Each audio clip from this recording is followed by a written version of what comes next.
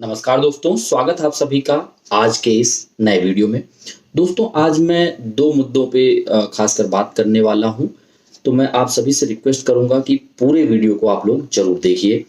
पहला मुद्दा जो इस समय बहुत ही ज़्यादा गरमाया हुआ है, जिस पे हर कोई अपनी राजनीतिक रोटियां सेकने पे लगा हुआ है, वो है प्रवासी मजदूरों को अपने पैतृक स्थानों तक पहुंचाना, यानी कि उनको अपने गांव तक पहुंचाना। तो इसमें हर कोई अपने अपने हिसाब से अपने विचार रख रहा है और जो भी जिस पार्टी को सपोर्ट करता है उस हिसाब से अपनी दलीलें रख रहा है। लेकिन यहाँ पे कुछ तथ्यों को समझना बहुत जरूरी है। नंबर एक, मान लीजिए जो एक प्रवासी मजदूर जिस राज्य में आके काम कर रहा है, अगर वो दिहाड़ी के हिसाब से पैसा कमा रहा है या मंथली के हिसाब से। पहले हम लोग दिहाड़ी मजदूर की एक बार बात करते हैं, जिनकी संख्या बहुत ज़्यादा है। मान लीजिए कोई मजदूर 400 रुपये प्रतिदिन कमाता है, जो कि बहुत ही कम लोग कमाते होंगे। आप लोगों को भी पता है, हर मजदूर 400 रुपये डेली नहीं कमाता है। जिसकी दिहाड़ी 400 हो, ऐसे लोग कम हैं दिहाड़ी मजदूरों में भी। चलिए, लेकिन फिर भी मान के चलते हैं कि हर एक दिहाड़ी मजदूर 400 रुपये डेली कमा रहा है, और यदि वो 300 दिन काम करता है तो 12,000 रुपये मंथली कमा रहा है। 12,000 रुपये कमाने वाला एक प्रवासी मजदूर, श्रमिक भाई, आप ये सोचें, उसे महीने भर रहना है, अपना राशन पानी, अपने दवा, प्लस अगर उसकी कुछ और भी शौक हैं तो उन सब में वो जो पैसे खर्च करेगा, उसके बाद मुझे नहीं लगता कि वो 1,000-2,000 भी बचा पाता होगा कि अपने गांव को वो भेज पाए। मैं ये इसलिए कह रहा हूं क्योंकि उसने जो 12,000 रुपए का श्रमिक दान दिया उस राज्य को जहां पे वो काम कर रहा है, वहां पे उसने उस राज्य को कितना समृद्ध बनाया। लिया तो उसने 12,000 रुपए, और उस 12,000 में से भी 10 से 11,000 रुपए वो उसी राज्य में खर्च भी कर दिया।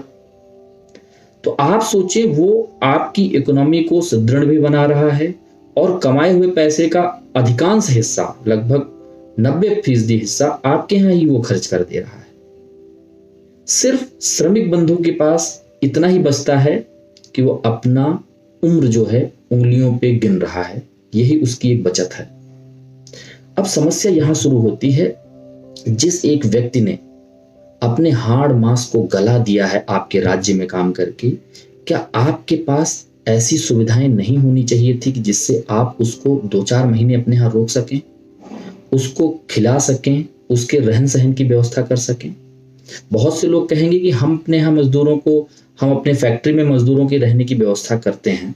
तो आप सोचिए उसका स्तर क्या होता है, जहां पे वो श्रमिक, वो दिहाड़ी मजदूर रहता है, उसका स्तर क्या है आप जरा समझने की कोशिश करें। पत्रों के मकान में वो रहता है, दिन भर वो काम करता है, इसलिए उसको उस पतरे के मकान में जब एक धूप भरी जो दिन होती है, दोपहरी होती है, उसको उसमें नहीं रहना होता। वो अपना मेहनत करता है, पसीना बहाता है, और शाम को जब थक हार के वो घर पे पहुंचता है तो उसको बड़ी अच्छी नींद आती है वहां पे।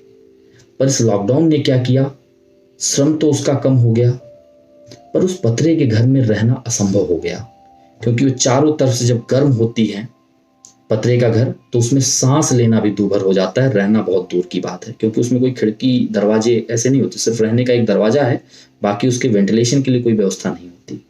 इसको हम रहने की व्यवस्था नहीं कह सकते। नंबर एक, इसमें राजनीति नहीं होनी चाहिए। राज्य सरकारों को, केंद्र सरकार को अपने आत्ममंथन करने का ये समय है। वो आत्ममंथन करें कि आखिर ये चीजें जो इसने भयावह स्थिति में लोगों को राजनीति का मौका दे रही है, आखिर हमें कुछ ऐसा सोचना चाहिए जिससे आने वाले समय में इनकी जो स्थिति है उसको बेहतर बनाया जा सके।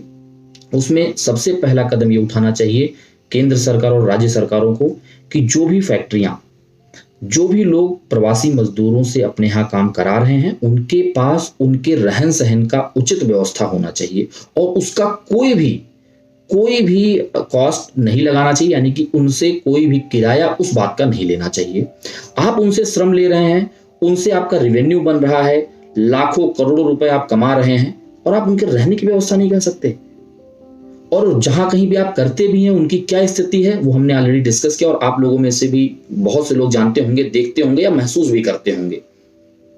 तो मेरी राज्य सरकार और केंद्र सरकार से ये गुजारिश है कि फैक्ट्रियों में जितने लोग काम करने वाले हैं उन प्रवासी मजदूरों के लिए प्रॉपर व्यवस्था कराई जाए कि जिससे वो एक बेहतर जीवन जी सकें और अपना श्रमदान वहां पे वो दे सकें, जिससे कि जो उनका पारितोषिक है, जो उनका दिहाड़ी मिल रहा है, जो उनको सैलरी मिल रही है, उसको वो सदुपयोग कर पाए अपने स्थिति को बेहतर बनाने में, अपने बच्चों को पढ़ाने में, जिससे आने वाली जनरेशन इन समस्याओं से बच सके।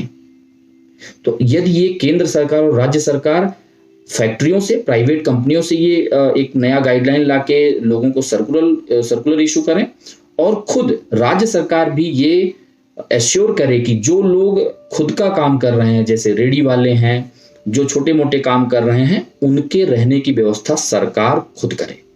उसमें से अधिकांश हिस्सा राज्य सरकार पे करे, कुछ हिस्सा केंद्र सरकार पे करे, जिससे कि प्रवासी मजदूरों की स्थिति सुधारी जाए। ये संकट का समय हमें बहुत कुछ संदेश दे रहा है, और कृपया करके इस समय राजनीति ना करें। इन सब चीजों से कैसे बचा जा सकता है और आने वाले समय में किस तरीके से हम लोग बेहतर जीवन इनके लिए बना सकते हैं, इसके बारे में सोचने का समय है। आपके आसपास जो लोग भी भूखे प्यासे दिख रहे हों, उनकी पूरी मदद करें। जल्द मिलेंगे एक नए वीडियो में, तब तक के लिए धन्यवाद, नमस्कार।